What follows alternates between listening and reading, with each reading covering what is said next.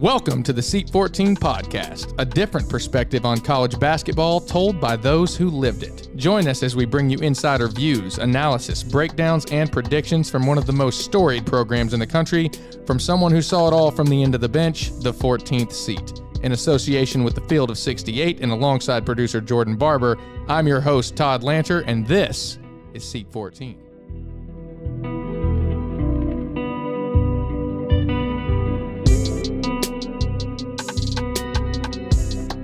Recording. All right, 3, 2, 1. Welcome in. This is Seat 14, episode 16. No. This is not how it goes when me and you are on here. Welcome to the Seat 14 podcast. This is episode 16. My name is Angelo Carriero. This is Tod Lanter. Of course, you know Todd, me. I'm with ESPN Radio Lexington on air, and we're doing a little bit of producing like we do for our little pre and post game show we've got. But this is March 17th, St. Patrick's Day. Todd and I are here, and we are about to watch some of this tournament. We've got our brackets laid out, and Todd, it is March Madness all the way through. So see you, man. So Jordan and I, try to co-host this together. We passed the responsibilities back and forth, but I got my start in radio with ESPN. With Angelo telling me how to do things, so he doesn't really like when I try to take control. So I'll let you have your moment. You got your shot. You know, it's nice to see, Todd, that your wings are open. You know, you fly and like everything, not like an Auburn Eagle, because, you know, we're not obviously not picking them to go very far. But no, Todd and I, we've been working together for a long time. Good dude. I know nobody wants to know about that, but good dude. Been pleasure to work with you so far. But only thing I'm disappointed about is that it's a Seat 14, episode 16, and this is the first time that I've been on. So that's kind of where more. Hey, talk to the man sitting next to you about that. Oh no, I am. Trust me about Jordan that. has been pushing me to go a lot more analytical. He has. Because look, here's the thing: you two have had a conversation off the air, plenty of times in the corner bar here at Lex Live, about the analytics of basketball, how the game's broken down. We've been looking for this moment for a long time, so here it is. We're going to dive in to the depths of why we think Kentucky might be able to make a significant run deep into this NCAA tournament, what might have brought them short in the SEC tournament, and what are the teams you might have to watch out for. So this is going to be a fun episode. We're bringing it to you live on St. Patty's Day from Lex Live, opening Thursday of the tournament in the NCAAs. And, you know, we're actually watching some games right now. I know Jordan's got some games on at home. So we're in the middle of it right now, and Jordan's going to turn this around real quick, get it out before the Kentucky game this afternoon. But this is going to be a fun episode. This is this is the first time we've really dug into the analytics. So I feel like it's going to be a lot more of me giving my opinion and you two giving stating facts on me. Well, let's just say this. If you would have listened to the analytics of yours truly, then you wouldn't have made the mistake and put the Jackrabbits in your Sweet 16. I'm just saying, because I try to forewarn you, but he's a gut guy. Now, look, his basketball eye is better than mine, but come on. I hadn't even got to talk to Jordan about this, but South Dakota State was my sleeper. Before we get to sleepers, Todd. Well, Todd, here's the thing, dude. They were everyone's sleeper. Yeah, but I didn't know that when I filled the bracket out. I have a date stamp on my bracket. I'll send it to you. Do we have confirmation of that you actually didn't know that? It was literally the Sunday I was in Tampa when the SEC tournament ended. Selection Sunday comes out. I have the notes right here. I'll read them off to you. Yeah. I'll read them off to you.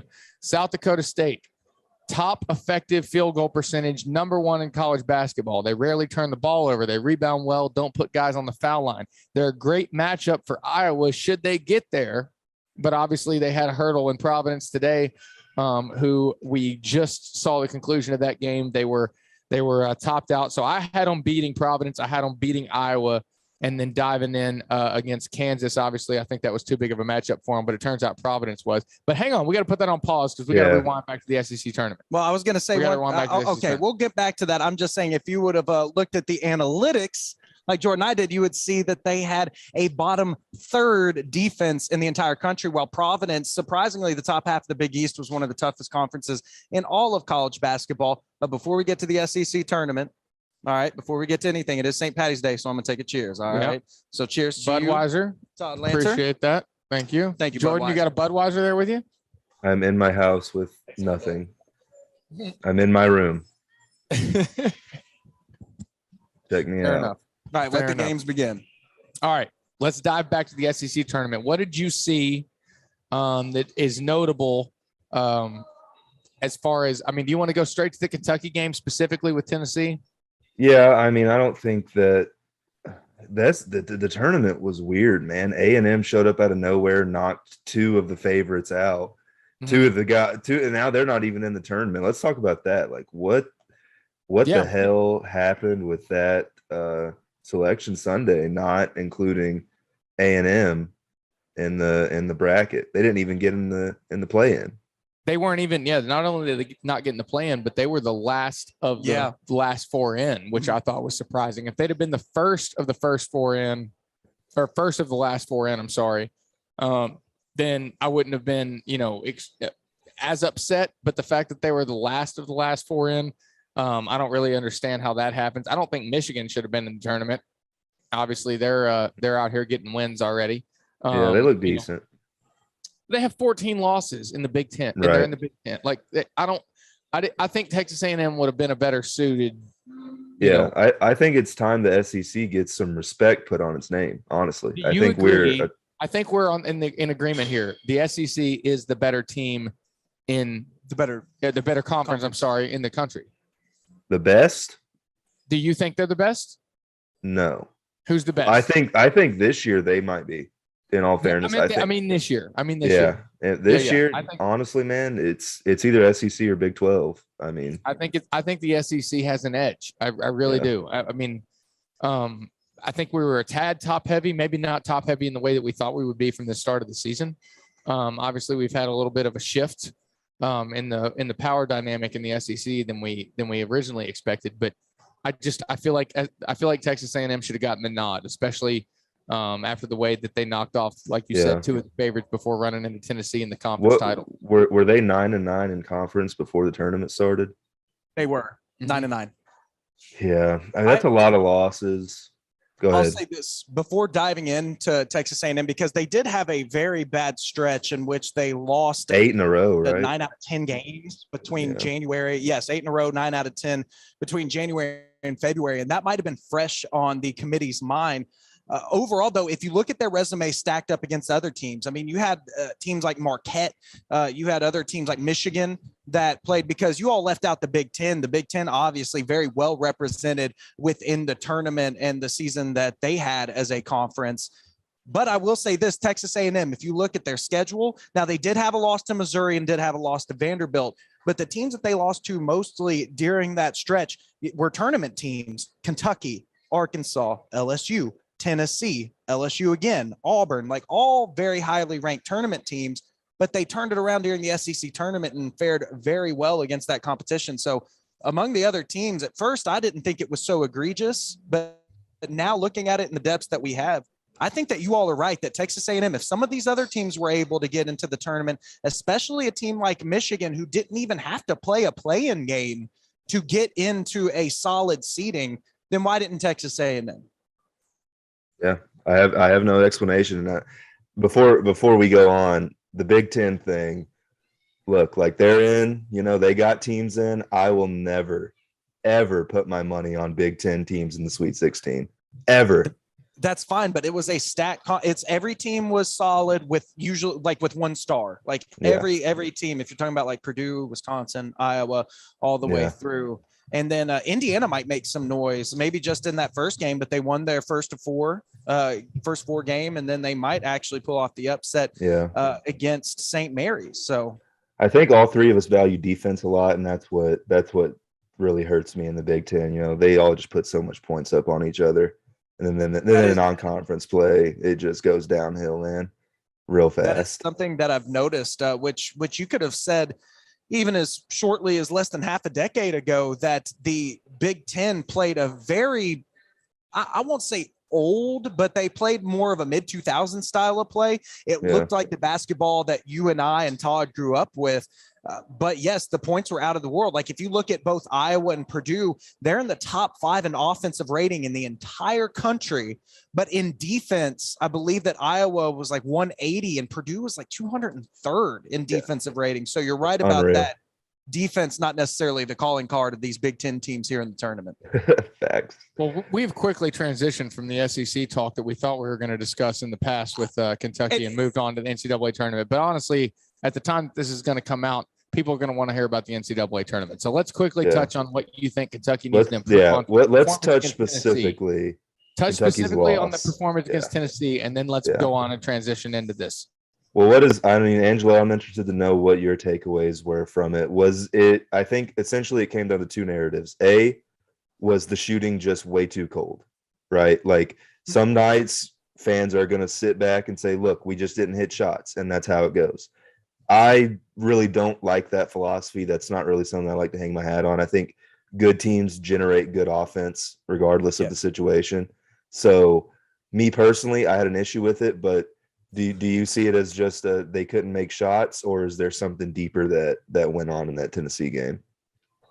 I think overall, this is a team that in the offseason I had said was a national title contender. I thought Kentucky was the favorite for the national championship coming into this season because they had what I call is the trinity of modern college basketball. You have returning players, you have good recruits, and you have good transfers coming in. And when you have those three things to meld together, that you will be a high successful program in the NCAA.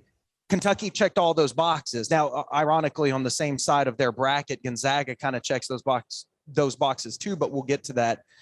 Overall, I am a little more worried about Kentucky than I was at the beginning of the year. I think number one, they're on ball scoring where you see in the Big Ten, like we talked about, where Indiana has Trace, you have Keegan Murray at Iowa, you have Jordan Davis at Wisconsin, you have those guys, Jay Nivey. You've got guys that you completely trust.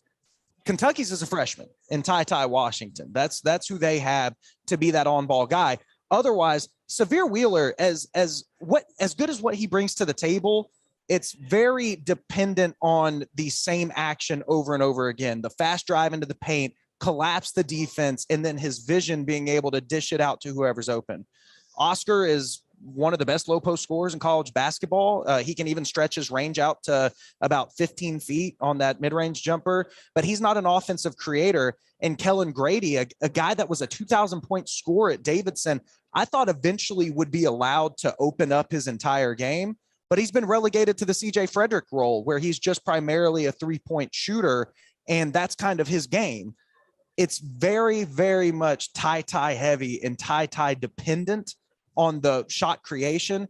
That worries me because Davion's limited to threes. Bryce Hopkins is just too raw. It's those situations. And honestly, I just, when it comes to it, I am worried that Kentucky is not going to be able to generate enough ISO offense. And Tennessee, as a bad matchup for Kentucky, kind of exemplifies that when their team defense is so good. Who's the guy that just says, I'm out. Like I'm going to drive to the hole. I'm going to draw fouls. I'm going to break down defenses, and I'm going to make it tough to where we can generate open shots. So that's where I think Kentucky's weak going into the tournament. Because Oscar, as great as he is, and he's awesome, I think people heavily underrated his intangibles going into this season. His motor, his hands, his drive to just compete, I think are what makes him an awesome player.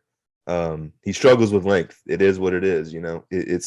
It's difficult for him to score over a straight up 7-footer. Exactly. He does that. Now there was the Jamarion Sharp game with WKU where it kind of gave you hope, but that's not the case. Like you said, Oscar, if you get a guy like I apologize for the pronunciation, Edley at Purdue, the 7'4" kid, that's a likely Sweet 16 matchup. We'll get to that. I think that's Kentucky's worst matchup in the whole bracket. Well, Purdue? Okay, we will get to that. But yes, you feel Oscar strongly does struggle about that. All right, we're back. We're back. All right, sorry, dude. My Siri keeps turning on and right. just ruining everything. But yeah, if you're one of those, we heard if you're Oscar.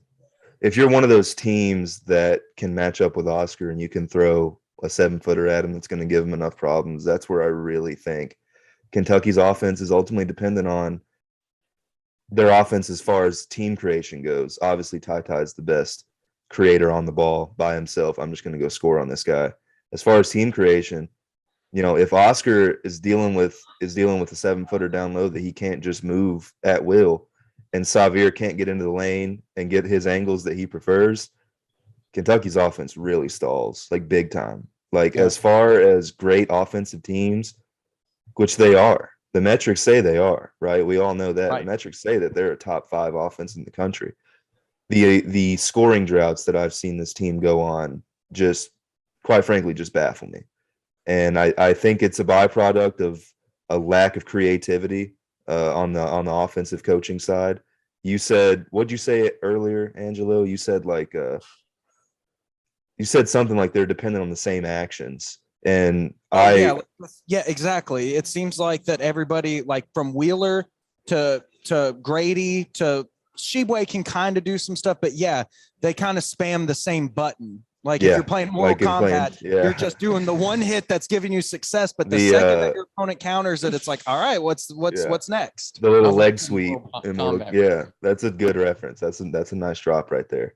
Yeah. So I before we move on, I think the Tennessee game was what it was. Todd, do you have anything to say about it? Yeah, I was going to say, combine that with the fact that like we shot, I mean, as pathetically as we shot from the field, right? If we'd even shot our average, and we talked about this in the pregame show, if Kentucky had shot their average from the field goal or in field goal percentage, we still win that game by 15 points. And that's a top 10 team in Tennessee. So you have to, based on playing the numbers here, we're not going to shoot that pathetically throughout, at least a 6-game stretch in the postseason here in March. If we're able to perform even what we normally perform at, which quite frankly isn't that great, we're still outplaying most top 10 teams. I can live with that. This was a bit of a fluke. I mean, obviously, I don't want to lose. I don't think it was a bit of a fluke. I don't think it was. Go ahead. The reason why, because the last game, I know Kentucky beat Tennessee the first time. Yeah. But the second time Kentucky played Tennessee, it was a duplication of that loss. Let me rephrase. You're not wrong. I don't mean that the loss was a fluke. I mean that the field goal percentage was a fluke. Okay, but can we look at the quality of the shots, though? As well. I think that's important too. And I honestly think that goes back to the position we were putting our scorers in. I think we've talked about this 100 times. I want the ball in Kellen's hands. I want those dribble handoffs, looks. I want to force the defense into committing to that attack so that we can counter it. What we were doing was settling for what they were giving us. I don't like that. I don't think that this team can operate that way and score at an efficient level. And if we continue to settle for those types of weaker position shots from the players that we don't want taking them, then we're exposed. Yeah. And I'm hoping that that they've at least looked at the tape and seen that that's what we were doing in that game. There's a famous phrase in basketball from kindergarten on up: take what the defense gives you. Once you reach this elite level of college basketball, that's not necessarily true, because they're going to give you what they know that you can't convert on. They're giving it to you for a reason. Exactly. And so when you look at this Kentucky team and what we have struggled with through this season, and that's what we're settling for in the SEC semifinals, it's worrisome. I will say the early shot clock, Xavier mid-range pull-up with a guy in less than 3-4 feet away from him. I hate that shot. I don't understand. I don't understand how we're ending up in that shot at this stage in the year.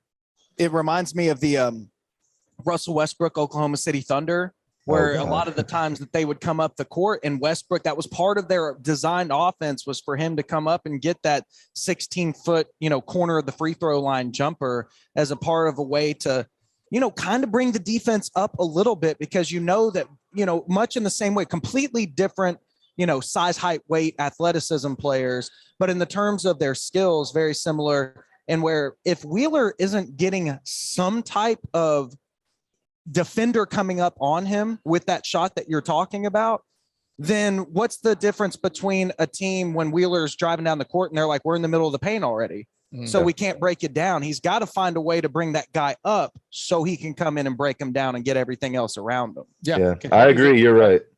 Kentucky's right when we're able to penetrate and kick out for those open looks, let the defense overcorrect, and then attack. Otherwise, what's Wheeler bringing you? Yeah. No offense to Wheeler, because I love watching Wheeler, but otherwise, if he's not doing that, then so you think that they should just live and die on the sword?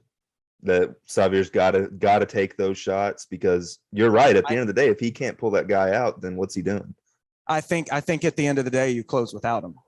That's what I think. I think at the end of the day, Davion and Ty are your backcourt. Yeah. Ty's the primary ball handler. And then whether it's Brooks, Sheboy, Toppin, but we're also able to Grady Grady in there.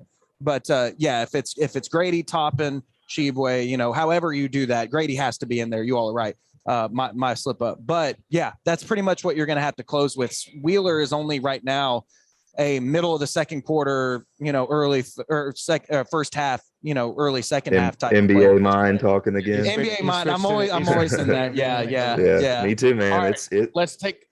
Wait. I have one more thing. Okay, go ahead. So after the loss, after the Tennessee loss, Twitter was going crazy, mostly speaking on Kellen's perceived lack of confidence in their eyes, his lack of a confident shot, his lack of like, all right, time for me to make these. Well, I went on quite a rant. I don't know if you saw, Todd. I went on quite a rant. I wholeheartedly disagree with that. I think that there is some amount to it. I think it's probably like 1/3 of his confidence. I think that Kentucky has done a criminally bad job of getting Kellen the ball in places where he is most comfortable with it. Whether it is in to me personally, I know, Angelo, you were saying you want him to get more in his bag. I don't know if that's necessarily his role, but I think one way we could help him create more downhill pressure is if we ran more set plays for him to get the ball off a screen, knowing he's going to shoot it. Making a defender commit to his shot, knowing damn well that, okay, this play is designed. We're setting a pin down on the baseline or maybe 2 screens up top. Kellen's going to get this ball and he's going to shoot it. What I always see. And welcome back. All right. Unbelievable, dude. It's okay. That's what happens. I should wait. I should preface Angelo's response with this podcast is not sponsored by basketballreference.com. Yeah. It's not basketballreference.com. It's tangent. But what it is though is that when you look up, it's supporting majority. Is it Davidson again? 2,000 point score at Davidson. He was taking almost 9 shots a game from 2-point range, and at Kentucky this year he's shooting 2.7. He's shooting less than 3 when he was almost at 9 in his prime at Davidson. Okay, it's what you're saying though is that when Kentucky is hurting for a secondary a ball handler, playmaker, or even a spot up shooter in the mid range, Kellen Grady is being pigeonholed as 3s only. When I'm with Jordan, can we please? I don't think it'll happen because if it was going to, why hasn't it happened yet? I agree with you all totally. I think that he's come a long way since, and when I say he, I mean Kellen, along with the coaching staff, in his progression of his game, because in the first half of the season, he was literally a spot up shooter. Now we've gotten to the point where we're utilizing him a little bit more with the dribble handoffs and pick and rolls. But I think what you're saying, we are a little bit, but but I know what he's saying is he needs to be allowed that freedom offensively to kind of create his own rhythm. And I pose to you two, how much does that have to do with the roster? Because Kentucky's roster's obviously got significant more post presence than Davidson did. How much is Kellen's game limited in the way that he was able to kind of take advantage of those opportunities with a Davidson roster that he might not be able to with the Wildcats? Yeah. Is that affecting it? It's something we've seen for a long time. Players come to Kentucky and they're surrounded by more talent, thus less shots.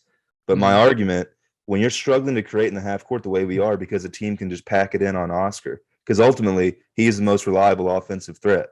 When you're struggling to create in the half court, let's see some creativity. I want you guys to think about when you're watching Kellen take 3s, they're coming in 3 different ways. First, transition. We know that this team can run. They get out. Kellen takes 3s in transition. It's great. You know, those are where almost, I'd say probably 70% of his looks from 3 come in transition. Mm-hmm. Second, Xavier kickouts, tie kickouts where they drive, collapse defense, find Kellen. His relocation off the ball is pretty good. Third, literally every time. This is the only set play I have ever seen Kentucky run for Kellen. It's the patented Cal floppy where you put a guy underneath the rim, 2 guys screening on either block. He's going to run back and forth, pick and choose which way he's going to go. Yep.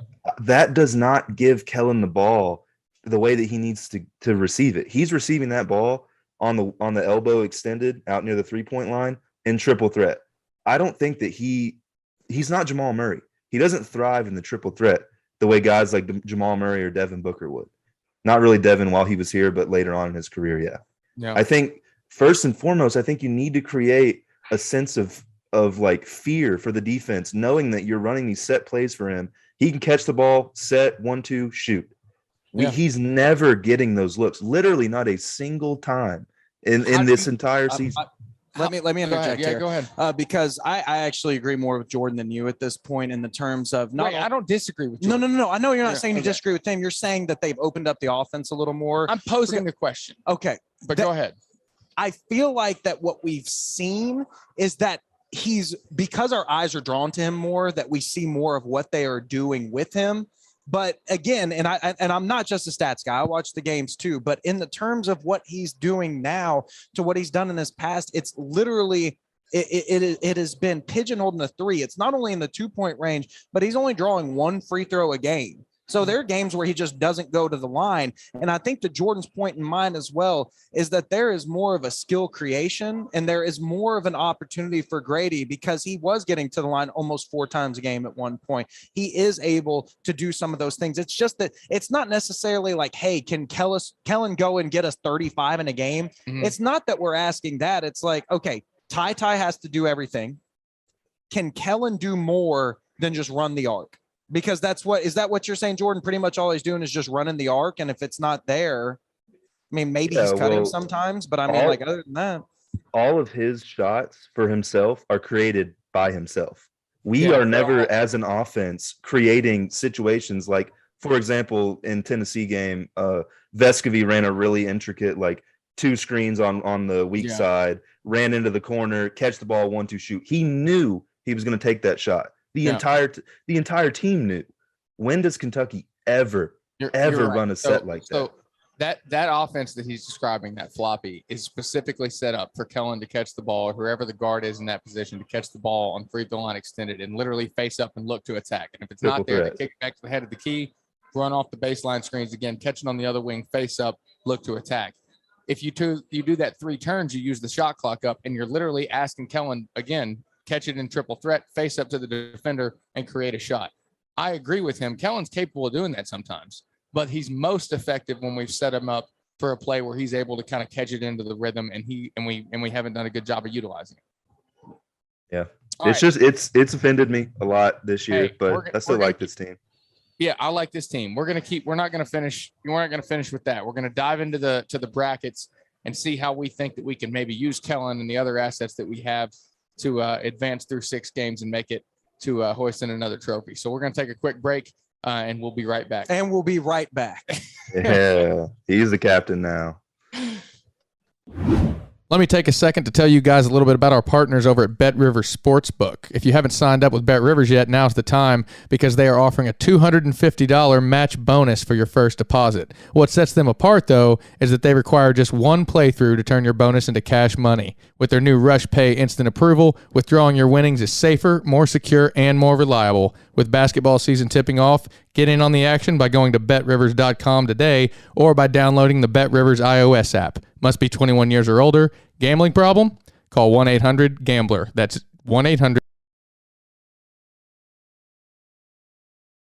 We're back.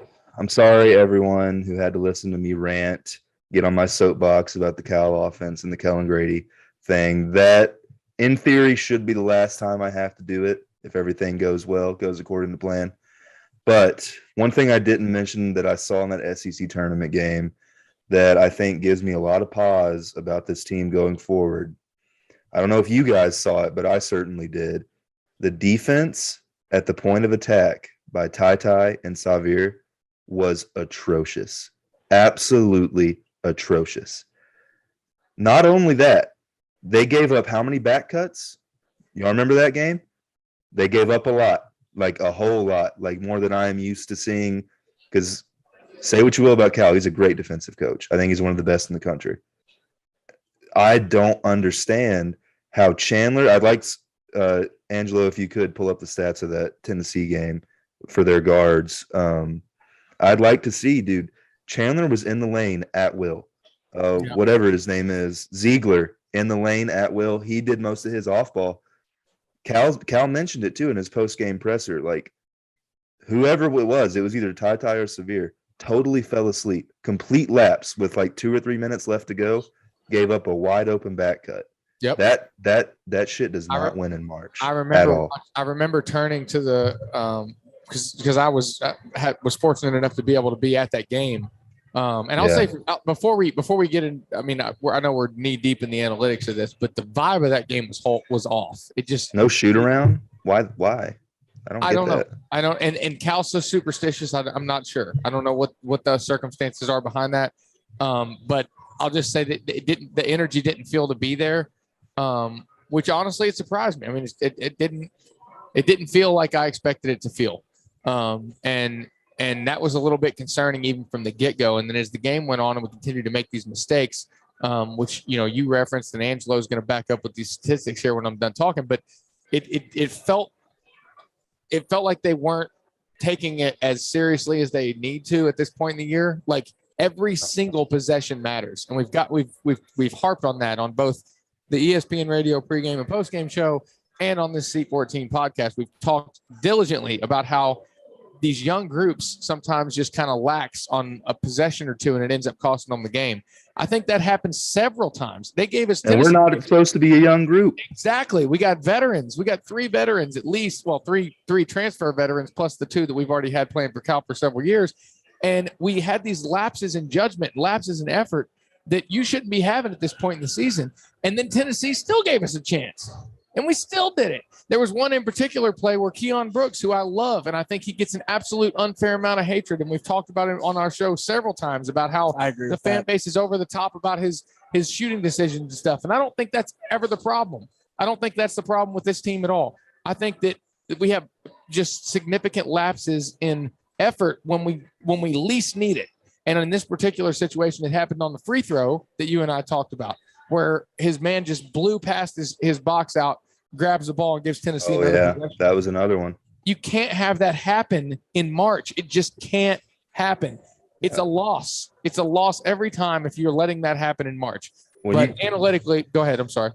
You got 3 top-tier athletes in the paint, and Santiago Vescovi comes down with the offensive rebound. And slips in there and grabs it and gets that put. They can't have that happen. Go ahead. Analytically, what we got? No, we were talking about Kennedy Chandler was 7 of 13 from 2-point range during that game. If you're talking about back cuts, Ziegler was only 1 of 4, but he was 6 of 8 from the free throw line. So obviously, drawing fouls in those situations.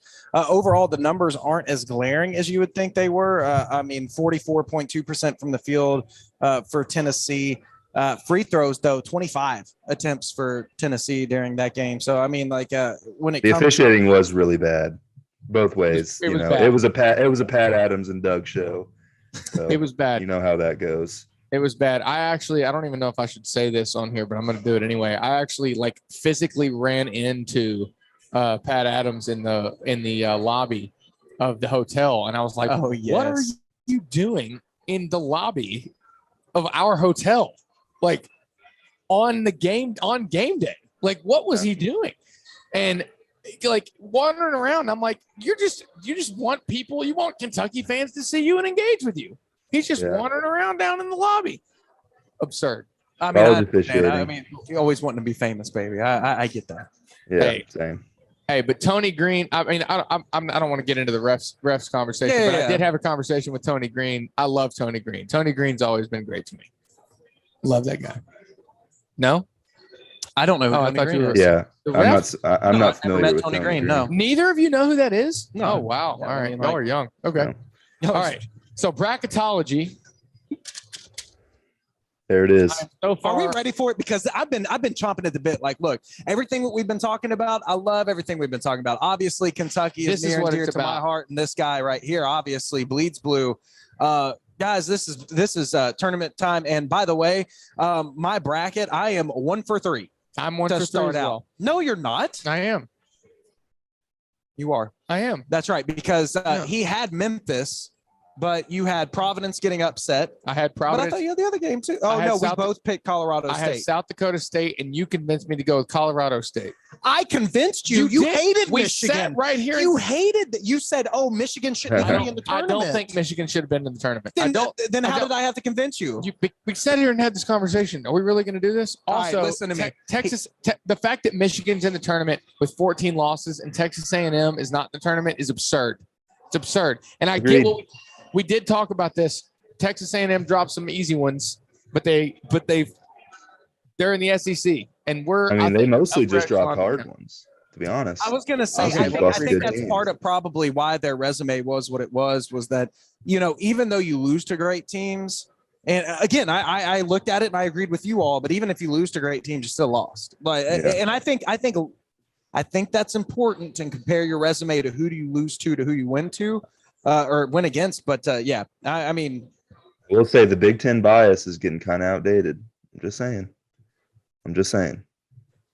The SEC is low-key the better conference now. I think that is leaps and bounds true, and I said that a minute ago before we started this. And you rolled your eyes. Did.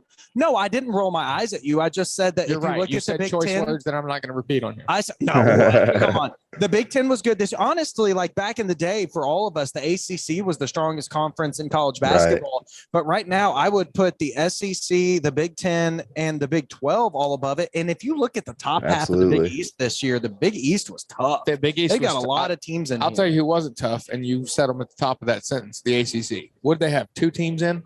They have Tech, North Carolina, Tech, and UNC. 3 teams.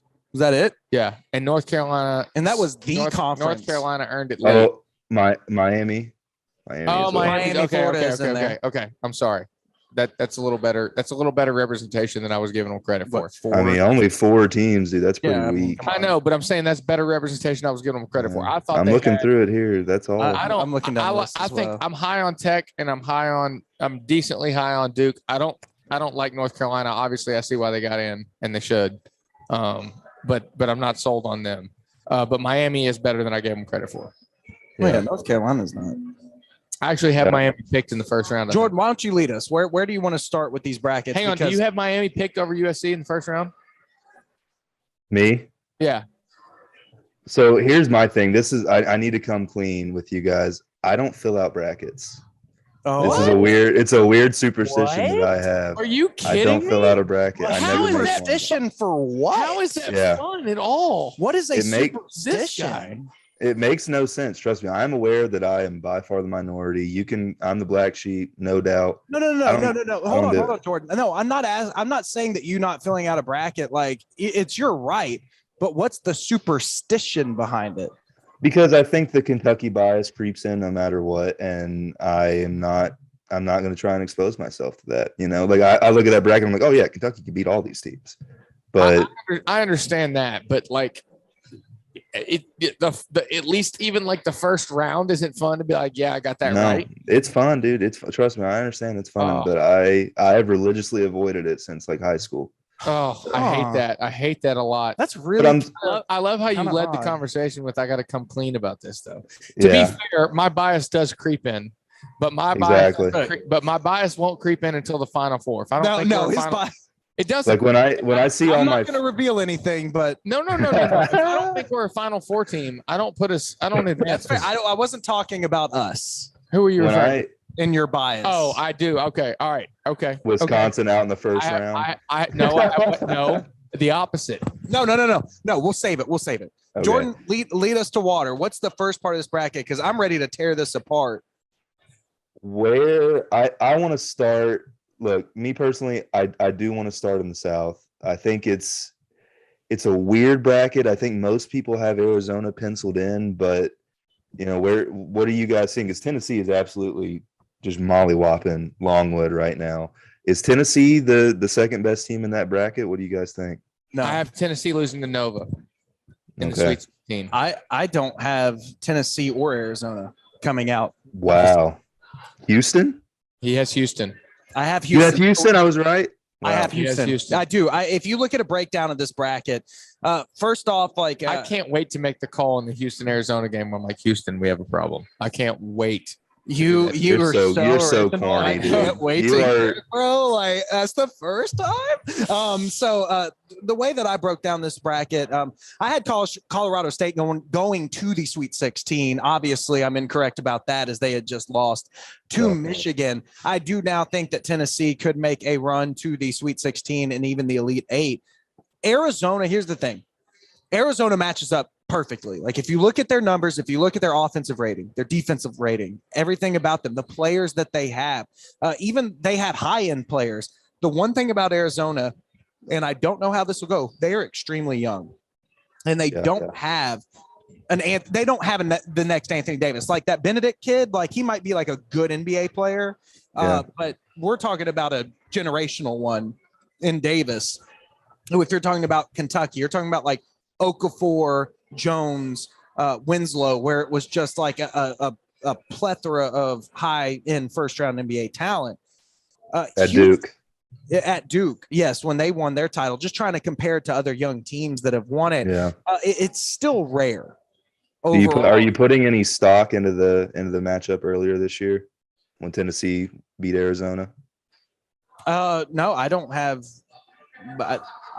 I don't have Tennessee and Arizona. No, if you're talking about like why Arizona couldn't be successful in that arena, no, I'm not actually with Houston.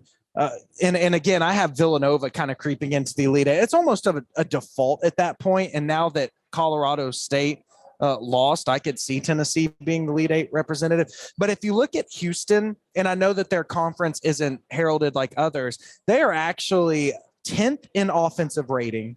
They are 4th in defensive rating. They're 4th in points per game, and their SRS according to Sports Reference is 3rd in the entire country, which kind of weights the strength of schedule and whatnot. Houston all around is a very effective basketball team. And the one thing that I like about them, now they do have 2 losses that are kind of, but they pretty much blow out. Every time they win, it's pretty much a blowout. Like Houston is a high quality basketball team. And I just think that with their top players, senior, sophomore, junior, senior are their top 8 players. I honestly don't even think this Houston-Illinois game is even going to be close. I think they'll smoke them. You think Houston will smoke Illinois? Okay. Some people have taken Chattanooga to win that game against Illinois. I think they match up well. Chattanooga does have a 7-footer of their own to throw it. Coburn. Oh, that's funny because the guy that's their 7-footer is DeSuso. He's the guy that threw the chair at the Kansas. Yeah. That's crazy. What a throwback. Good too, though. It's overshadowed that he was a good basketball player. It's just that he got a little Bob Knighty, inside of him. So it happens to the best of us. I have Chattanooga. So if we're looking at this bracket, I have Arizona, Seton Hall over TCU, which I had to convince Todd of that. But if you look at their profiles, that's actually the only blank line that I walked in with this morning. At 9:30 this morning, whatever time it was, I walked in. And I didn't know TCU or Seton Hall, and we talked about it. You convinced me to go. I was going to say, if you're wrong, you can blame it on me on that one. Houston, Chattanooga. You had Illinois? I had Illinois. I had Colorado State. I had Colorado which State. I had going too far. Tennessee. I actually have Ohio State over Loyola Chicago. Because everybody wants to bet against Ohio State, and rightfully so. I'm not high on. I honestly, I'm going to be full disclosure here. I would have bet whoever Ohio State was playing. Exactly. I was but not. That's part of it. Yeah, I was not. I'm a little biased on this. I am not high on Ohio State at all. I wasn't high on Ohio State when we were playing them, when we were supposed to play them in Vegas. Although I thought because of the matchup problems that they could have caused us, that Ohio State might have gotten us back then. Now this Kentucky team is advanced far and beyond what they were back in November or early December. I don't think this Ohio State team has panned out to what they were expected to be. So I picked Loyola over them. Obviously, you can't bet against Sister Jean anyway. I can absolutely bet against Sister Jean. You're damn right I will. I hope they're out in the first round because of Sister Jean. I won't lie to you right now. I'll take Loyola over Ohio State, and if I'm wrong, I'll still sport a Loyola shirt tomorrow. That's fine. Loyola Chicago has a profile that could win. Ohio State's still 21st in offensive rating. They have a top player in Liddell, and they've played a much tougher schedule. Not saying that's totally indicative of what will happen. I just think that I think the Ohio State hate's a little too far. And then I have Villanova. So then I have Arizona, Houston, I had Colorado State, which is wrong, in Villanova. Then I had Houston, Villanova, and Houston going on to the Final Four.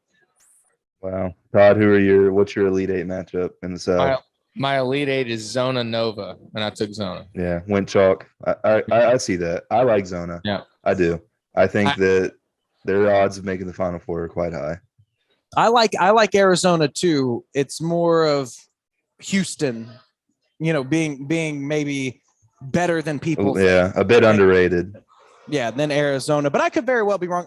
There are times, especially with a team like Houston, where your advanced metrics wear out and you're senior laden. It's kind of like, all right, then where are you slipping up? Is it size? Is it this or that? And they seem to kind of check all of the boxes, even scoring all the way through. They kind of just check all of the boxes for I'm me. a little ashamed to admit that out of the South region, the Houston 5 seed being in the Elite Eight, the Sweet 16 is the only non-chalk pick that I have in that one. So my Sweet 16 was 1, 2, 3, and 5. All right, then let's hit the Midwest. Your boys, Wisconsin, are down there. Are we all in agreement that Kansas is not going to be the Final Four representative out of the Midwest? I agree. I'm a little soured from the Wisconsin matchup against Kentucky because of the 30-point blowout. I'll admit that. I do think they have significant talent on that roster. But just after what I saw and if you remember, I picked Kansas against Kentucky and then got absolutely obliterated. Yeah. Because I did not expect Kentucky to come out with that type of confidence with the way they'd been playing in the games leading up to that Kansas matchup. I didn't expect Kansas to kind of disappear in the way that they'd normally stepped up against better competition in the past. But Kentucky, certainly put their foot down in that situation. And that's kind of where I think our season pivoted. Kansas has obviously, played some fantastic basketball since then. But I can't get that sour taste out of my mouth. I have in the Elite Eight out of the Midwest, I have Kansas. I had South Dakota State. I was obviously wrong about that. I thought they were going to be the sleeper. Let's replace them with Iowa, and then Wisconsin and Auburn. Kansas, Wisconsin in the Elite Eight, and Wisconsin coming to the Final Four. Okay, interesting. So who's Auburn losing to? Wisconsin? No, Auburn's losing to Wisconsin. And actually, right now, our buddy over here, Parker, sitting next to us, the Richmond, Iowa game's a 1-point spread right now. How much time? Halftime. All right. So you have Kansas and Wisconsin. Kansas, Wisconsin. And why Wisconsin over Auburn? I really don't like Auburn. I know that they've performed well. I think that they're easily guardable once you've got them figured out. I really do. I think the guards are ball stoppers. They don't play through Jabari Smith. And Jordan and I harped on this. We had a pretty heated text conversation going back and forth, in agreement though, but a passionate text conversation going back and forth during the SEC tournament. Auburn's guards are not good. Mm-hmm. They don't play through their best player. Their best player doesn't it's like they're playing the basketball game and then they're like, oh shit, we need a basket. Let's go to the number 1 draft pick. It's like they realize he's on the team all of a sudden halfway through the ball game. They're not playing for him. Go ahead. I get shades of the way that Kellen Grady is not utilized properly at Kentucky with the way that Jabari Smith is. It's not even. I think to piggyback your point. Kellen might be being misused. Jabari Smith is being underutilized. Sure. Yeah. He literally is not. Because it's hard to misuse that guy. He can do pretty much everything. Exactly. And the way that I think that, and I'm a big fan of Bruce Pearl. I think he's a fantastic coach. But the way that he goes about just kind of ignoring the best player on the floor for significant stretches of the ball game is inexcusable. And then the guards they're being ball stoppers. There's no way that Auburn should have gone out the way that they did in the SEC tournament. And it's purely because Jabari wasn't getting enough looks. And then as far as what we've seen in our matchups as Kentucky against Auburn is we can probably throw enough bodies at Kessler to take him out of the ball game. I'd imagine that there's a couple teams in this tournament that are going to be capable of doing that. And I think Wisconsin might be one of them. So I took Wisconsin over Auburn. And honestly, my heart was telling me one of two things: put Wisconsin out in the first round, no matter who they're playing, or if you treat it analytically and you think that they might have a shot, why don't we go ahead and give Kentucky a matchup against them in the championship game and see what we can do? Now, I'll say this though: if I go all the way, no, I did give it away, but that's not how I meant to do it. But my point is I really don't think that Auburn has all the pieces to go 6 games straight. And I think it's going to be matchup dependent for them. I think Wisconsin might be able to cause them enough problems to disrupt their offensive flow, let the guards try to do it themselves. And if so, Auburn will lose. Elite Eight matchup in the Midwest. I think, honestly, I think it's a little I think you're underrating Auburn a little bit, especially whenever you have not only big man defenders, but Kessler obviously protects the paint, but Jabari Smith he's not as good as Jaren Jackson when it comes to help defense. But he's pretty awesome. But Jabari Smith is very good at playing that kind of the more of that middle defensive lane where you're looking at a team that can kind of score like they can, but that defense, especially in the interior as the tournament goes on. For an example, I had Kansas making it to the Sweet 16. I had Iowa, Wisconsin, and Auburn. I ended up having Iowa and Auburn, and I love Keegan Murray. I thought the run that Iowa went on was very impressive. But when you look at it, Iowa is very dependent on Keegan Murray's going to win the game. Well, is he going to win the game when Jabari Smith is able to be matched up on him, where he drives to the paint and Walker Kessler's there to reject a shot? Where's Iowa going from there? Where Auburn, as much as their guards are ball dominant, if it's not working when they pass to the secondary guy, it's the potential number 1 pick of the draft. Yeah, and that's kind of more of the Auburn is a complete replication of reflection, of their players in their system. Now, I'm not guaranteeing Auburn gets there. I have some brackets where I have Iowa making it to the Final Four, but if Auburn is going to get there, it is because of their big men. It is because of that interior defense, and it is because the guards can play, but if they can't, the secondary option is Jabari Smith. Well, let me say this real quick. So Tyler Eulis, who's a good friend of all of ours, his brother is on Iowa.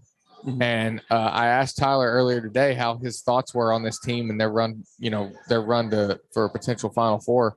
And he thinks, that they're great offensively gifted, but a little bit exposed on the defensive end. How do you think that could pose against Auburn in the Sweet 16 matchup? Well, the Iowa, that's pretty much exactly what it is. Offensively, they're very good. Yeah. If Auburn's able to kind of stymie it, then the floodgates open. But is Auburn capable of doing that?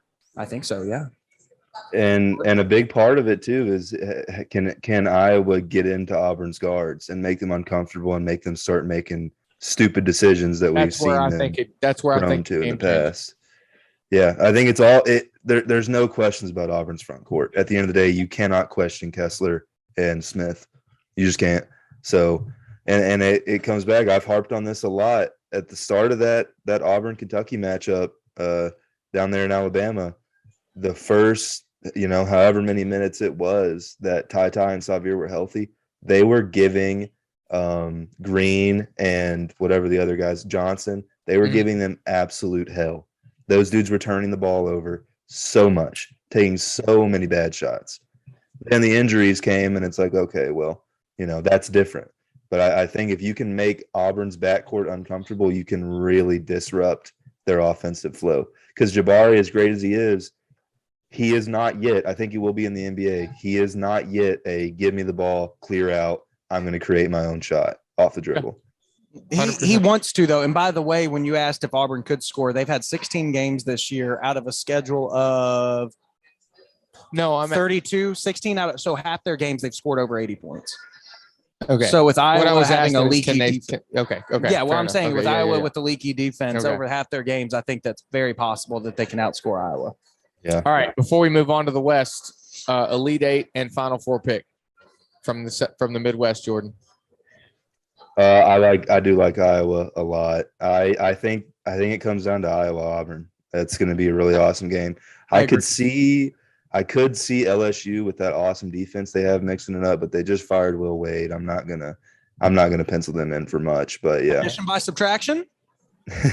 Could be.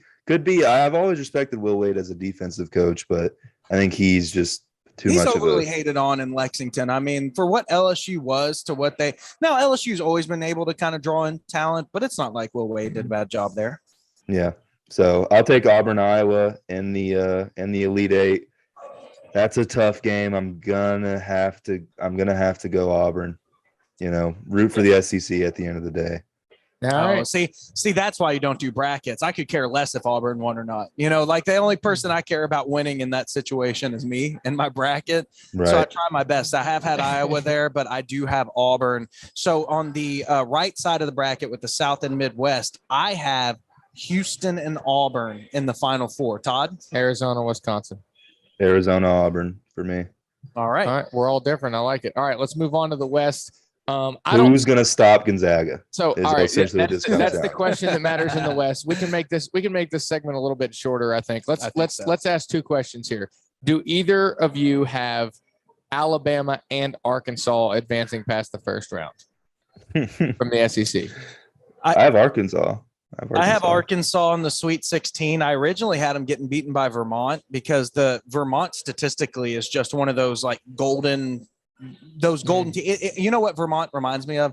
They remind me of, and I know Gonzaga is a mid-tier program, but they remind me of the mid-tier program of Gonzaga where they look great on paper. You expect them to do big things and they always fall short. That's kind of Vermont to me. So I ended up switching and had Arkansas in the Sweet 16. Okay. Oh, you have them in Sweet. Oh, yeah. So do I. Okay. That's what you asked. Alabama, you can't, man. No, I said advancing past the first round. Yeah. Do you had Notre Dame over Alabama? I have Notre Dame over Alabama. All right. What do you got, Jordan? What'd you say? You have Alabama or Arkansas winning the first round. I would pencil Arkansas into the Sweet 16. Yes. Alabama, they're going to run into Texas State or Texas Tech, and I think Texas Tech will give them hell. I think I have Texas Tech in the Sweet 16. I'm saying, do you have Alabama over Notre Dame? Yes. Okay. Yes, I do have that. I think they're Notre Dame succeeded against Kentucky's offense. Alabama's offense is far different, but their defense is just so bad. I have Notre Dame in that game. Alabama, nice. A team that shoots threes, can't make threes. So, okay, you're right. Back to the question at hand here. Your Sweet 16. Give me your Sweet 16 out of the West. Angelo. I have Gonzaga, Arkansas, Texas Tech, and Duke, and I have the Elite Eight matchup being Gonzaga, Texas Tech. Does anybody disagree with that? No, I have the same thing. Yeah, I think this is the easiest region as far as to get into the second round. This has to be the easiest region. That's right. Got Shebway shirts walking through here. I actually originally wrote in. You can't bet against Izzo. I originally wrote in Michigan State over Duke. I have Davidson. That's not the official bracket that I submitted. I think that Duke's just got way too much talent, and to be honest, the refs aren't going to let K go out that way. No, they won't. So when does the Coach K losing tour reach its pinnacle? When they run into Tech, if it's not Texas Tech, if Texas Tech can't beat them outright, Gonzaga will hand it to them. But I have Texas Tech beating them, and then Gonzaga beating. Here's my question. We have the same exact. So Todd and I. So I'm going to take a second since we have the same exact. I have Gonzaga, Texas Tech, Elite Eight. Go for it. Duke is very talented, by the way. I'm not trying to take anything away from Duke. It's kind of the Duke experience is that they kind of lose whenever they have this much talent. But that's the same thing with Gonzaga. What is it about Gonzaga that they lost in that Michigan game? Which I understand that one. Here's the team that I thought was really going to make it. That Brandon Clark, Rui Hachimura Gonzaga team, if you look at statistically from top to bottom, they were the team of that year, and they lost in the region. And I'm trying to think this Gonzaga team, obviously, when I talked about that trinity of recruits, bringing back players and transfer portal, Gonzaga hits all three of those just like Kentucky. Why is it that Gonzaga falls short every year, and why should we trust this Gonzaga team over the others? Got 2 words for you. Chet Holmgren. I love him. I think he is a recruit unlike any that we've seen, especially at Gonzaga, rivaling on like any of the Blue Bloods in a long time.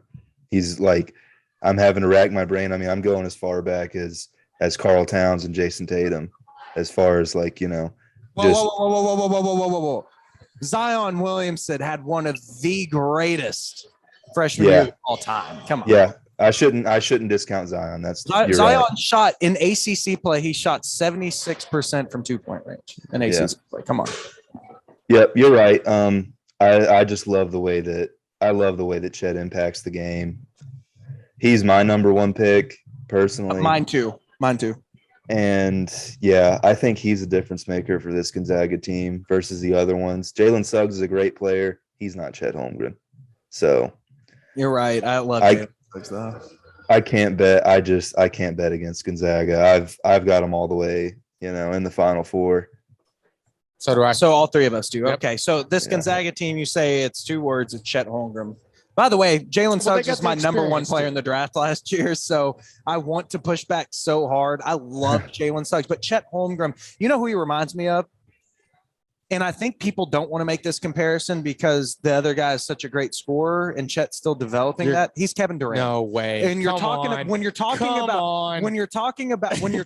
about the ability at 7 foot plus to play on the perimeter with the ease and natural ball skills that he has, with his ability to play inside and out, with his ability to play defense, everything. The thing is I'm not saying that Chet Holmgren can score the ball like Kevin Durant. I'm talking about the last time we saw a 7-footer with this natural movement on the perimeter and across the court. It was Kevin Durant. That was a great, fantastic. That's what I'm saying. Was a great walk back. That was a great. I'm not. No, I'm just. I think Jordan actually probably agree with me. He's not the same scorer.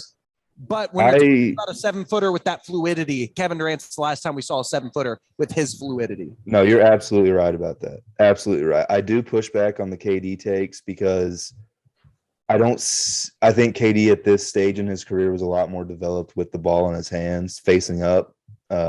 Chet's not quite there yet.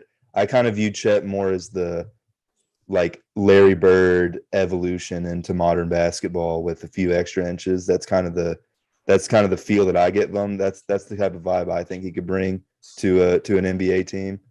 But he's an awesome player, no matter what, either way. I think probably when you come with that with Kevin Durant, I mean, the only way that my devil's advocate would just be that Gonzaga's offense isn't predicated to let someone like Chet Holmgren just be Chet Holmgren, where Texas did let Kevin Durant do that.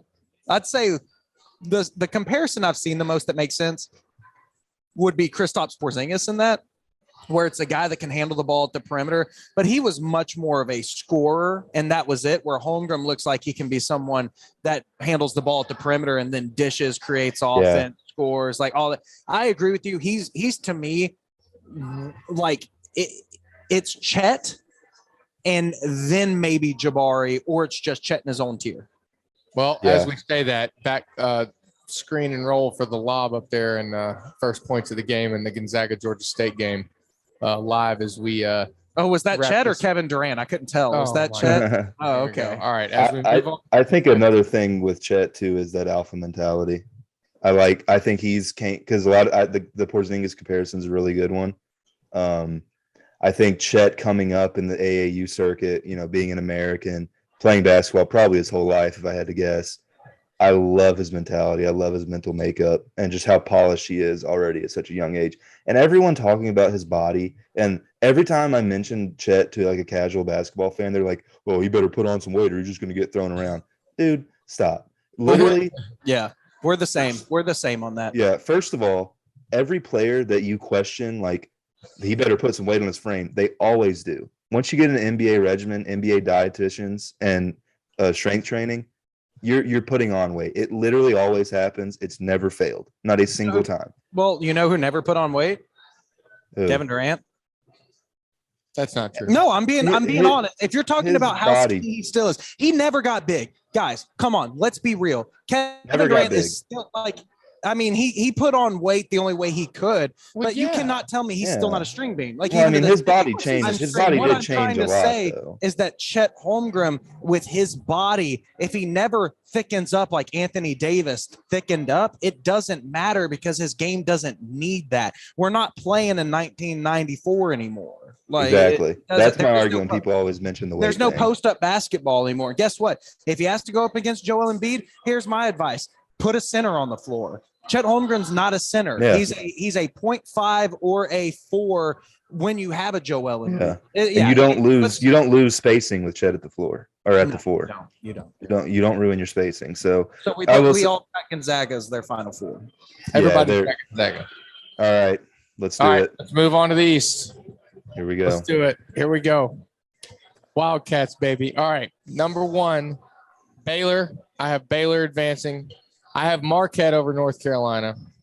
I have Indiana. I actually originally that game's actually live now. That Marquette. I know. I actually originally had Wyoming. I thought Wyoming would beat Indiana. To be fair, I hadn't seen Indiana at all. They looked phenomenal in that last 4-end game. I take them over St. Mary's after seeing them play. Then I got UCLA, Virginia Tech, who I love, Purdue, Murray State, and obviously Kentucky. You want to go ahead and I've got Baylor, Marquette, Indiana, UCLA, just like you. St. Mary's, I think the thing about them is that they are so solid that maybe if they can take Trace out of the game, that it'll help them. But overall, I do think that Indiana, just with their defense, I think they're giving up a ridiculously low field goal percentage in what they do. I hated to see them win that game. I'm scared. I'm pretty scared of them, especially for like the FU factor of it, with Indiana being so irrelevant compared to Kentucky for the last 10, 15 years. I did not want to see them make it in. You don't have to worry about that. Trust me. St. Mary's could easily win that game. I actually have Texas. Texas, I think, has almost become underrated because they have been disappointing, but their defense numbers are really out of this world. And there we have Jared Peck and Josh Moore both coming through here. My goodness. Shout out to the Warren Central fan that came through here. We told him we'd shout him out. We did. I would be willing to bet, though, that Virginia Tech, by the time this tip-off comes tomorrow between Virginia Tech and Texas, that Virginia Tech will be favored by 3.5 to 4 points. Virginia Tech's a good team, but Texas still, when it comes to the straight-up matchup, it's a toss-up, but Texas has a good defense and a decent enough offense. Think about this, though. Texas is probably the most switchable defense in the country. Yeah. Just want to put that out there. But when's the last time that an 11-6 matchup will have the 11 favored? I guarantee you 11 is favored by 3. I'm not saying that it's 4. I'm not saying it's a slam dunk. I'm being absurd. Let's say 2.5 to 3. I'm just saying if Texas is in this game, it's not a Kevin Durant 3-point shot, since we keep bringing him up. Anyways, I've got Purdue, Murray State, and St. Peter's as my Kentucky. Obviously. So what do you guys have in the Sweet 16 though? I think that's what it really comes down to. Todd. I got Baylor. I got Baylor, UCLA, Purdue, and Kentucky. I have the same exact. I actually. Todd is Mr. Chalk today. Hang on, no. I have Purdue written here, but I'm pretty positive that Virginia Tech is. I put Virginia Tech in my bracket. I wrote Purdue. I don't know why, because I think Virginia Tech is a phenomenal matchup against Purdue. I think Kentucky's a terrible matchup against Purdue. You and I talked about that as well. I'm hoping, and I'm betting with my heart a little bit, with Virginia Tech, if they can get past Texas, I think they have a good matchup against Purdue. And I really don't like, for the reasons you're about to attest to, Purdue against the Cats. Yeah, I want to avoid Purdue at all costs, point blank, period. I am more scared of them than any team other than Gonzaga in this whole tournament, and that's just because Gonzaga is overwhelmingly talented. Purdue, they have the blueprint, man. Oscar thrives on being stronger than taller guys. Than guys who are taller than him, he thrives on being stronger. Well, you're not stronger than 330 pounds of Zach Edey, or however much he weighs. Like, oh man, it terrifies me to think about what this offense would devolve into with Purdue being able to just sit Zach on Oscar and that be it. And you don't have to worry about it at all. He'd probably block him 15 times before we realize, oh, maybe Oscar isn't the move right now. Yeah, it worries me. So do you think Virginia Tech has it in them to knock Purdue off in the second round? I do. I think they match up perfectly because they can play on the perimeter, and I forget his name, but Virginia Tech's big is a perimeter-oriented big. Yep. And I think that is perfect to match up against Edey. If you're going to do anything against them, get Edey out of the paint. Make him cover some ground. Yeah, they also have Trevion Williams that can come off the bench and maybe do a little more of that coverage and do some of that. I'm actually when the before the brackets came out, I thought Purdue was going to win it all. Because I thought that they had the best setup of having that lead guard that everybody looks when the bracket came out? Before the bracket came out. Okay. Well, so a month ago, I was very high on Purdue. Right. So you're down now. I'm down now on Purdue. Okay. I see the threat and the matchup issues that's going to cause 100%. The problem that I think they're going to run into is Virginia Tech is a better matchup for them. Mm-hmm. Well, here's the thing. I have Baylor, UCLA, Purdue, Kentucky. Purdue, I do have a bracket where I took Purdue all the way because I do think they have what it takes. But here's my thing with Purdue. You can blame it on the Big Ten. You can blame it on whatever you want. I don't care. When it comes to Purdue as a defense, they're 222nd out of 358 schools in defensive rating, and they are giving up 68.8 points per game, which is 172nd in the nation. Now that does kind of remind me of was it Kentucky, Indiana, the year they won the title, where it was like 92 to 80 something or 100 and something to 90. Like there was a huge scoring game in that, where maybe Purdue's just able to outscore Kentucky, but their numbers just aren't very good. They're giving up almost half of the 2-point shots Purdue is as a defense. Mm-hmm. So with Kentucky there, I understand that Edey can be kind of a potential mismatch for Oscar. I think in this game, this has got to be. Well, I mean, he's still the player of the year. We still got to give him a potential benefit of the doubt. We can't just say Edey beats Tshiebwe. We're assuming because of the height difference, but that doesn't mean it's true. And we have to keep that on the table. The other thing is this has got to be a Keon game. Yeah. When you're 6'10", you're super athletic. What if Oscar's able to box Edey out and he's like, please, someone help me? Yeah, I that's think where Keon Brooks comes in and helps. The whole tournament. Well, of course he's the Terrence Jones of this team. That's 100% true. He that's goes. A good call. Yeah, we go with his success in the terms of the margins. Yeah. So wait, you have Texas. I'm looking real quick. You have Texas over Virginia Tech. Yeah, I told you. I think their defense is really staunch. I think Texas at this point has become underrated. It is a toss-up of a game, but I think that Texas will beat Virginia Tech in the first round. All right. Yeah. And then I think UCLA hella overrated. I'm not big on UCLA.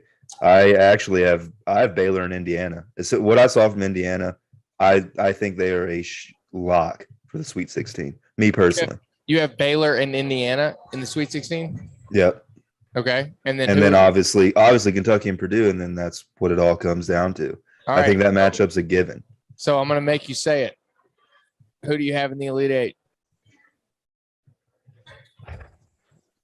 If I could trust Kentucky to come out with the right offensive game plan to get Edey out of the paint, and more importantly, when, like what Angelo said, we can't just write Oscar off.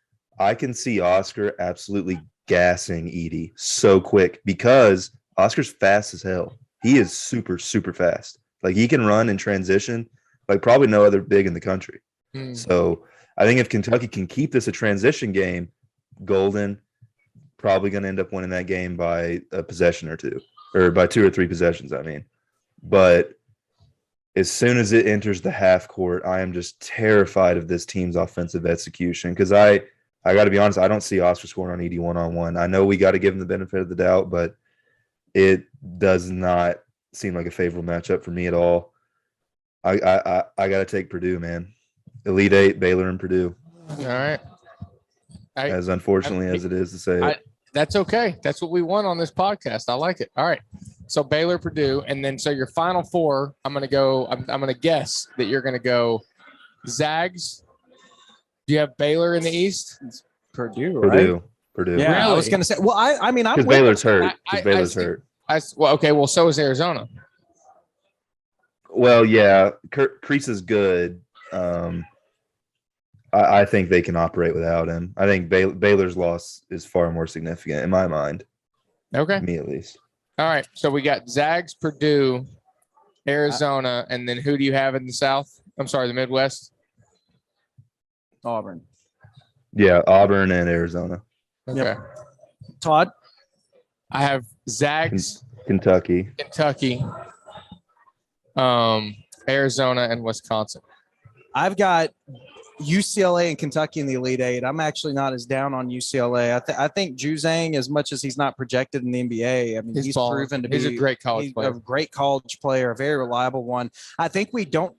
One thing I'll say about this UCLA team: don't underestimate what last year did for them. They know they can win, and they believe they can win. They're retaining their top 2 players and their head coach. And whenever you bring that back for a team like UCLA, and you have that continuity, you can go further in the tournament than maybe what reads on paper. Again, Arizona in the Final Four for you, Jordan. They gave them a run for their money in that Pac-12 championship game all the way to the last 6 minutes, and then they kind of fell apart. This is still a very good basketball team. I will take UCLA and Kentucky in the Elite Eight. I will say that Johnny Juzang does not get his revenge on Coach Cal. I have Gonzaga, Kentucky, Auburn, and Houston in my Final Four. You're big on Houston. Yeah. I respect it. I respect it big time. I will say their top scorer is hurt, but he is hoping to come back in this tournament.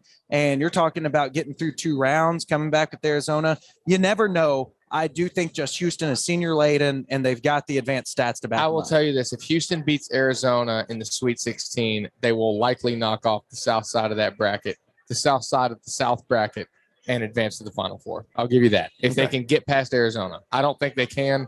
But if they do, I'll give you a fist bump that Matthew never would. Right. Well, Villanova, is that not a sleeper team? I don't think so. No, they don't got it. I don't think they got it. Number 2 seed. They don't have it. I'm asking you. Let me ask Jordan, because you gave it. Okay, go Jordan, ahead. What's Villanova's fault? Before we get to our Final Four predictions, Villanova's a 2 seed, but we're treating them like they're a 5 seed. Why? That's exactly true. Yeah, I don't know. This has been a common theme with Villanova, really, for a lot of my March Madness viewing experience. Like, they don't tip. What? I want to interrupt you for just a second, because I'm about to say something that's going to make probably in Todd and I's friendship, and I hope never gets back to anybody else. That Villanova team, not the first one, but the second one that won the national title, I believe it was Brunson, DiVincenzo, Spellman, Bridges. That's the greatest college basketball team I think I've seen. Oh, my. The one that won the national title? The 38-1 team is the one that didn't win the national title. I still think they're the best team. But that's not what I've just said. But I'm saying that won a title. I mean, I think they're better than 12 Cats. I do. Oh, yeah. I disagree, but I don't have any say in that one. I didn't get a ring from it. So I'm just saying, when we're talking about the Villanova viewing experience, I've actually thought they've been probably more. I remember Alan Ray and Randy Foy and all that team, where they disappointed. But we're talking about recently, they had 2 really good teams, including one that I think is an all-timer. I mean, they blew Buddy Hield's Oklahoma team out 150. That was a Final Four game. Jay Wright's a damn good coach, and I do not want to be on the other side of him. So, me personally, even though I didn't have Villanova in the Elite Eight, I would not at all be surprised if they make a run, because at the end of the day, I'm just not betting against Jay Wright. It's just not a smart decision. One thing I just want to say, this is probably the most interesting statistic when it comes to Villanova before we move to our Final Four. They are 18th in offensive rating, but 138th in points. And on the inverse, they're 119th in defensive rating, but 26th in defensive points given up. That is a weird stat. Yeah, I've never seen something like that before, but I'm staring at it like that. That is really interesting. Yeah. Anyways.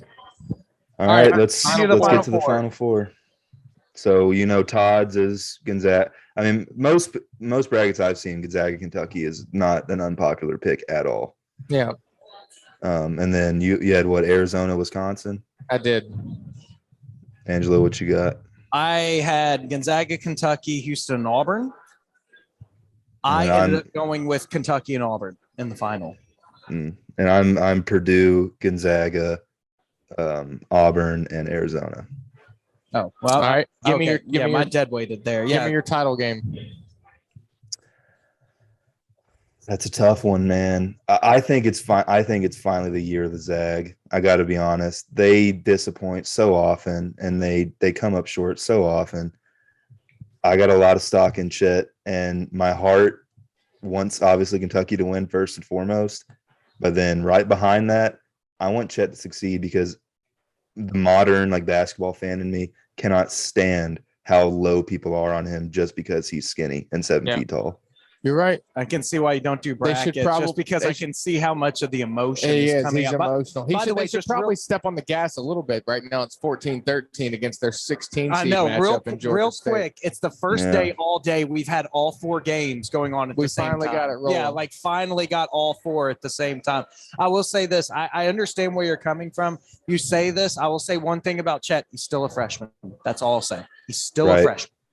All right. And then you add that he has a senior in the front court with him too. I think that's important as well. Absolutely. Before we go to our finals predictions here real quick, Jordan's going to turn this episode around real quick and try to get it out before the Kentucky game. The thing about this episode, though, is it's not going to be outdated like all the other ones are. Kentucky fans are expecting us to get past St. Peter's tonight. This episode will give predictions for what we think the rest of the tournament might look like, and we'll turn around and do another little segment in the next coming days. But real quick update: Tennessee, the 3 seed against the 14 Longwood. It's 88-56. Tennessee. No, it's not. Oh, it just finished. Wow. Right after you said that. Okay. Tennessee's good, man. North Carolina Marquette game just tipped off. It's 10-8 North Carolina with 15 minutes left in the first half. Gonzaga is tied with Georgia State. 12 minutes left in the first half, and the number 5 seed. Is that a little sweat bead falling off his forehead with that tie game here halfway through the first half? I see it. Mm-hmm. And the Hawkeyes are down 3 as a 5 seed to the 12 seed Richmond with 10 minutes left in the second half. So that game will be coming to a conclusion fairly soon. So that Jordan, would leave my bracket in shambles. Jordan, let's go. Let's jump right back to you. Let's do the finals. Give me your finals matchup. I know we got the Zags are the champion. Who do you have them over top? As much as I am so adamant that West Coast teams usually aren't as good and get honestly overrated pretty often, I've got 2 of them in there. I've got Arizona, Gonzaga. Wow. So ultimately, like, I'm going Gonzaga, but I shit on the West Coast a lot, but I think it's the year of the West Coast, man. I don't know. This is our first real tournament in a while. So everything's weird. Just to clarify, you're highest on Southeastern Conference, and you have you have Kentucky going out in the Sweet 16 to Purdue. You have Auburn going out in the Final Four to Arizona, correct? Yep. And you have Tennessee going out in the Sweet 16 to Villanova. Right. Okay.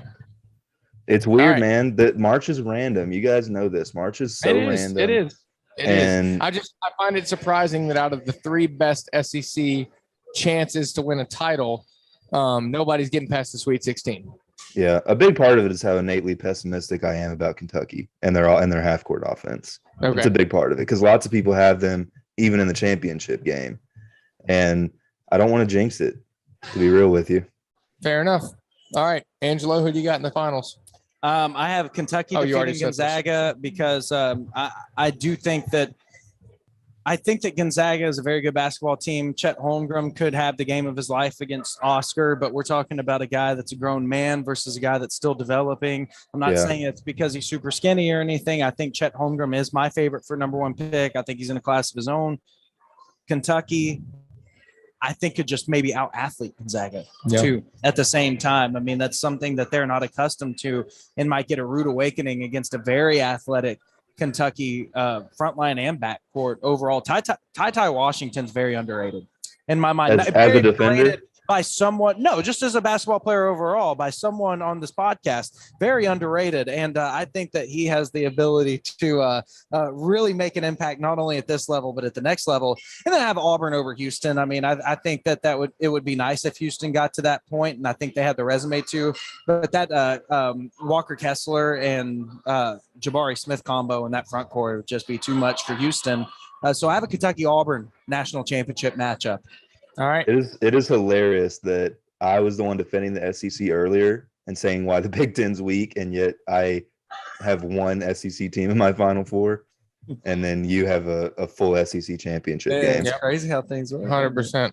I've actually got Kentucky, Wisconsin, which I alluded to earlier, but again, you want that so bad. I know he wants it I'm betting a little bit with my heart, but look at him a little bit. But I'm saying I told you why I think Auburn's a little bit weak.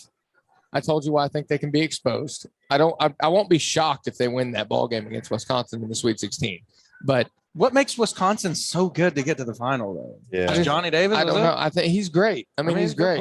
He's great. But I'm also not. I really am so down on Auburn's guards. I don't think that they're utilizing the talent that they have on the floor in the best way they can.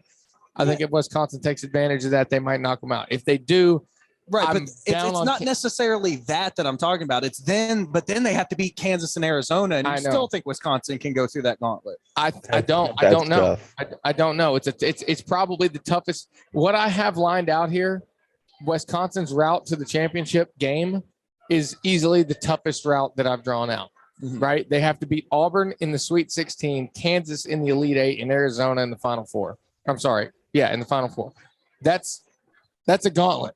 You're right. But there's only a few teams. And to be fair, Wisconsin, up until the last couple of weeks, wasn't in those couple teams that I thought had the tenacity to win 6 games straight. Purdue was in there for me. In the last month, they've fallen off. Right. Wisconsin wasn't a month ago. I think they've come on. I think there's only a few teams that are capable of doing that. So I have Wisconsin matching up with Arizona in the Final Four and advancing to play the Cats in a national championship game. Vengeance! See that? Vengeance. Have y'all seen the Batman yet? Either of you? He says that a lot. I think you've got the right conference, wrong team in that bracket if you want it to go to a title. But that's just my opinion. Yeah, at the end of the day, that's what we're working with. All of us. I have my opinion. Yeah, well, who's your final game? Gonzaga, Arizona? Yeah, Gonzaga, Arizona. It's the year of the Zags, like I said. Yep. You guys know how much I love Kentucky basketball, and I care so much about them. And I really want them to win super, super bad. I'm so low on the half-court offense. I'm so low on the matchup dependence. It is unbelievable how pessimistic I've become on this team, where I was at the start of the year. And then as they started to pull things together, I was like, oh, shit, okay. And then now here at the end of the year, I feel like they've regressed in a dangerous way. The offense is too archaic. I could go on, but I just want to say my piece because I'm the only one here that doesn't have Kentucky winning at all. Yeah, but I'm gonna piggyback you here. We've spoken about this on countless occasions on this podcast and off of the mic, where we've discussed our opinions on why the half court is the way that it is. I have faith that these 3 transfer veterans, 2 veterans that have played for this coaching staff in the past, and Cal's experience in this tournament, that they'll be able to figure this out. And I know that we've been saying that for months. We've been talking about how they progressed and they never took a step backwards all the way through, even midway through January, early into December, or into February, I'm sorry. And then we had a couple slip-ups where we got stalled out on offense and we didn't have the answers. There's no excuse for not having the answers this late in the season. As we progress through this tournament, I really think that those veterans will kind of take those reins from Cal and lead this team on a charge to go ahead and execute the offense the way that they know how to do it. We have experience on the floor. We have the experience out there. I think when push comes to shove, those guys are going to step up and basketball players are going to make basketball plays, and we're going to make the plays we need to win a national title this year. Here's the thing, Todd. I don't like the offense. Point blank period. I don't like forcing basketball players to make basketball plays and that being the only crutch that you have. But we'll see. I understand. Jordan, I'm going to interrupt you, man. I'm with you. I'm 100% with you. I actually have Kentucky winning it all in this bracket. I'll go ahead and reveal mine. I have Kentucky over Auburn to win the national championship. A lot of that was to kind of back up my own preseason pick, but this team has fallen short of what I thought they could be. I think that the lack of Kellen Grady's overall play and Keon Brooks's hot and cold game have really devalued my opinion of the ceiling of this team. I think CJ Frederick is actually pretty underrated and that loss for us earlier in the year. Overall, I mean, very underrated. Yeah, Davion's doing what he's doing. Everything is in Sheboy just like leaps and bounds, surpassed my expectations actually. So it should kind of bring it to a middle ground. But overall, facts are facts. You got one guy that can play off the ball on the perimeter, and that's it. I mean, I'm not going to sugarcoat it. No one else has proven they can. Bryce Hopkins is the only other one, and he's 50-50. Sometimes he throws the ball out of bounds. Sometimes he makes an awesome play. There are no other ISO players on this team except Ty. And that is the problem. I think the definition of this team is matchup dependent to me. I think they are so matchup dependent because, you know, Oscar sometimes is going to have games where he just goes nuclear and they don't have anyone they can throw at him. He gets, 30 and 20, whatever. Xavier, well, the offense is running on all cylinders. Xavier can create downhill penetration. He can get to the rim. He can find a finish or he can find a kick out. That's not consistent at all. Against the best half-court defenses, that has been proven inconsistent at the very best. So that's why I'm just so terrified of it. And Ty is a great offensive creator. I mean, he's not, he's not Jamal Murray. You know what I mean? I just think it's funny at this point because I almost feel like you're the biggest UK fan on this. With all respect to Todd, but you're the biggest fan. You did not choose them to even get past the Sweet 16. I chose them and told you every reason why they wouldn't win the title. And then Todd's the one over here pie in the sky. Kentucky's going to win it all, and he's happy about it. I feel like we ended up bringing Todd down. You're not wrong, but I'm not pie in the sky. I think that this team has, to be honest, we have the potential to lose to Murray State if we don't come out and perform. That'll be a good game. If we stall out offensively and can't find the answers, then it doesn't matter who we're playing. This is the NCAA tournament. It doesn't matter. I think we'll be fine, though. And it proves right now, and this is live. It'll be outdated by the time this comes out, but Georgia State and Gonzaga locked up in a 21-21 tie. Hopefully Jordan's still standing at the end of this. Dude, I would pass out. Honestly. Chet goes like 3 for 17. Here's what's going to happen. By the time Jordan gets this turned around and gets it out in the next hour or so, Gonzaga's going to have already lost this game, and he's going to be like, "Oh man, the file was corrupted. I can't put it out." We listened to it. What happened? And he's just saying Gonzaga has no chance in this, and we're replying like, "Yeah, you really like Gonzaga." Blah blah blah. You can't get rid of that. Awesome, amazing. Yeah. I think that Murray State game is going to be super fun, though, tomorrow. So you think navy and red confetti is falling on April 4th? Yes. Were Kentucky to be able to match up with a different team than Purdue in the Sweet 16, I could maybe see some blue and white, but that Purdue matchup just terrifies me. I hate that draw. I'd almost rather see nearly any other team, literally. Wow. Point blank period. All right. Well, I'm excited to watch this Purdue-Yale matchup tomorrow. Just to kind of see where their head's at, because you'll be able to tell a lot by the way they come out in the first round and see whether they're. I'd love to see them. Oh my God, if they lost, that would be amazing. I'd be so happy. It would. They won't. They won't. All right, we're gonna wrap it up here. Yeah. Hey, I appreciate anything else? No, man. Like Jordan, Todd, I appreciate y'all having me on. Honestly, it's long overdue. I blame you at 0, Jordan. I blame Todd 100%. As you should. Now that you've had me on, you'll see all the follows go up, higher listener rates than ever before. You're gonna get a star ton power, of baby. That's what it's all about. And trust me, it'll come here. But Todd, it was good helping you out on your program. I appreciate you coming on. Thank you. He's been a huge help to me on the radio. He's actually probably the reason that I'm not great at podcasting, because I'm still so buttoned up for the radio sessions. But for now, I'm going to drink another Budweiser, and we're going to wait on you to get this turned around, and we'll see you down here for tip-off. Yeah, I'm going to edit an episode. All right, buddy. Be quick about it. All right, guys. Thank you, Jordan. Yeah, this is really fun. Hey. Angelo, I need you in my corner more often. Yeah, I'll be here there. Listen, Jordan puts up with a lot of shit for me, but he's the best there is. I appreciate you, buddy. Dope. All right, guys. We'll see you all in a couple days. We'll do a follow-up episode after the first weekend. Obviously, as we lead into what will be the Sweet 16. Hopefully, the Cats are there. We'll see you soon. Yep. Hey, it's March.